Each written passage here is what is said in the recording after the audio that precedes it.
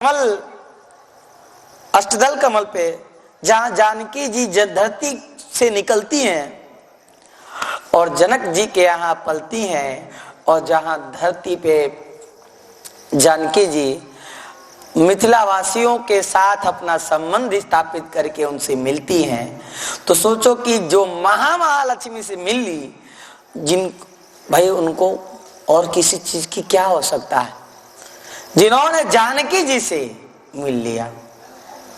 ये मिथिला कोई साधारण धरती, मिथिला नाम क्यों पड़ा महाराज?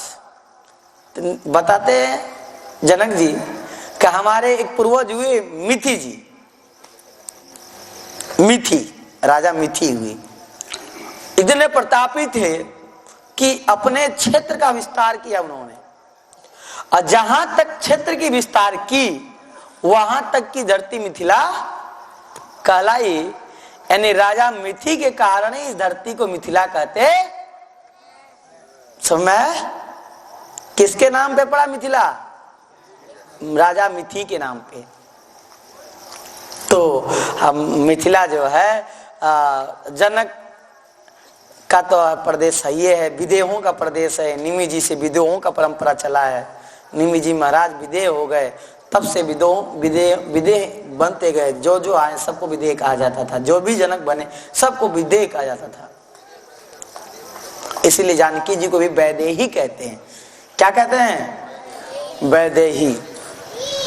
तो भला ही मिथिला की धरती का गुणगान क्या कोई कर सकता है, जहां अष्ट सिद्धियां नौ निधियां मैं मानता हूं कि नौकरानी झाड़ू लगाने के लिए बनी है, जहां मिथिला की गली गली में वो झाड़ू लगा रही हूं, अभी भी दिव्य रूप से लगा रही हूं। पर वही कहा कि उसको देखने के लिए, उसको समझने के लिए, उसकी अनुभूति के लिए पात्रता की जरूरत है। जड़ वस्तु से, जड़ चीज से अगर इस मिथिला के धरती को, इस मिथिला के धाम को जड़ प्रकार से कोई देखेगा, धरती मानेगा सामान्य रूप से, तो उसको दिखेगा नहीं, इसको चैतन्य मानना पड़ेगा। जैसे वृंदावन चैतन्य है, ऐसे ही मिथिला की धरती चैतन्य है। जहां चैतन्य को भी अपनी शक्ति की प्राप्ति होती है, चैतन्य ब्रह्म भगवान है, जहां भगवान को शक्ति की प्राप्ति हो रही है, वो धाम है मिथिला। ठाकुर जी आए, अपने शक्ति का अनुभव किया होगा ठाकुर जी ने कि मैं अपने शक्ति के नजदीक हूं, इसीलिए विशेष आनंद में भर गए राम जी। और धीरे धीरे बाग बगीचा देखते देखते देखते मिथिला में एक बगीचे में रुके। गुरुजी भैया यहाँ रुको, पड़ाव डालो, अब राजा को खबर किया जाए, अपना राजा आएंगे तब तो चला जाएगा। गुरुजी से कहा कि तब तक हम थोड़ा घूम ले गुरुजी महाराज, और देख ले, थोड़ा नगर घूम ले। नगर घूमने ठाकुर जी गए। इधर जनक जी को भी खबर हुआ कि भाई जनक जी आइए, विश्वामित्र ऋषि आए हैं, विश्वामित्र महामुनि आए, बड़े ऋषि आए हैं, चलो। सतानंद जी को लिए, ऋषियों को लिए, ब्राह्मणों को लिए, सबको लेके जनक जी पहुंचे। इधर राम जी घूम रहे थे। जब उस समय बाद में आए राम जी घूम रहे। राम जी ने देखा एक आदमी बैठा है सोना का पत्थर पे, और सोना का लोटा, अब मुंह धो रहा है। कहा क्यों, आप यहाँ के महंत है, श्री महंत राजा है क्या? कहा नहीं नहीं, हम तो यहाँ के सामान्य जन हैं, वैश्य हैं, बनिक है यहाँ के। तो राम जी कहने लगे अच्छा इतना अमीर बनिक? तो गोस्वामी जी को लिखना पड़ा कि धनिक बनिक बर धनद समाना। यहाँ के धनिक कैसे हैं? धनद समान है। धनद मतलब कुबेर के जैसे धनी है।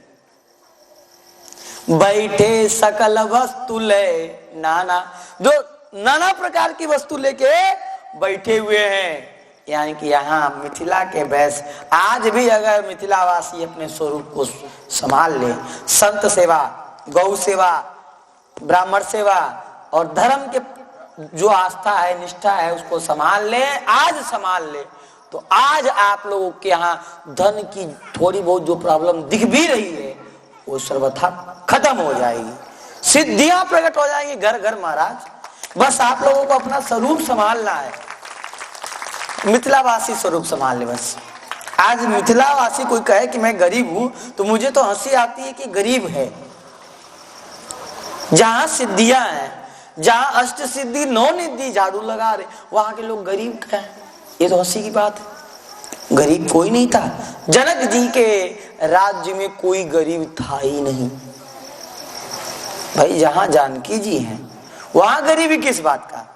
इसका मतलब मिथिला में जानकी जी के प्रति भाव प्रेम कम हो गया, उनके प्रति निष्ठा विश्वास कम हो गया।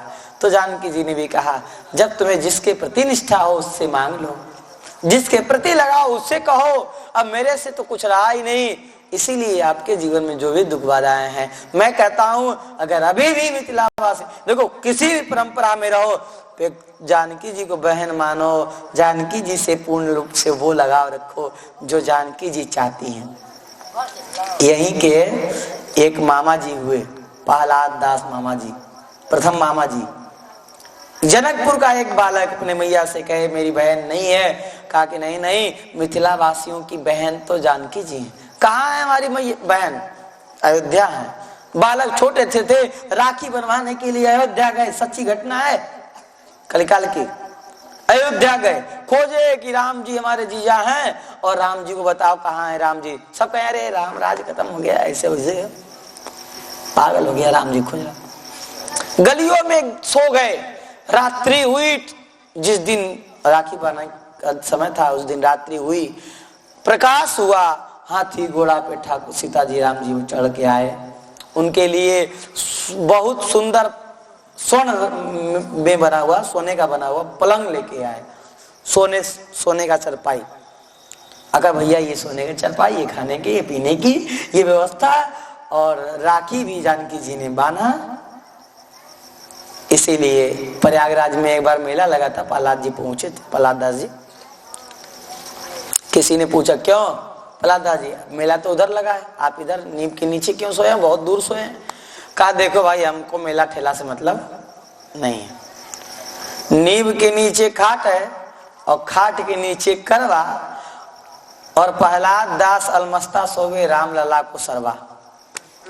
हम तो प्रहलाद दास है, हम राम लला को साले हैं, हमको क्या दिक्कत है, राम जी को हमारा फिक्र है, हमें कोई फिक्र नहीं, हम आनंद से सो रहे, दुनिया चाहे कुछ करे, हमको कोई बात नहीं। करवा क्या होता जानते? करवा ओ इतना बड़ा सा मटकी पानी पीने वाला, उसी में मटकी में एक हाथ से पकड़ के संत लेके चलते थे करवा, उसी में भिक्षा, उसी में पानी, उसी में सब कुछ, एक ही भिक्षा पात्र था मिट्टी का, उसको कहते थे करवा। आज भी करवा लेके चल, उसमें वो सुराही बना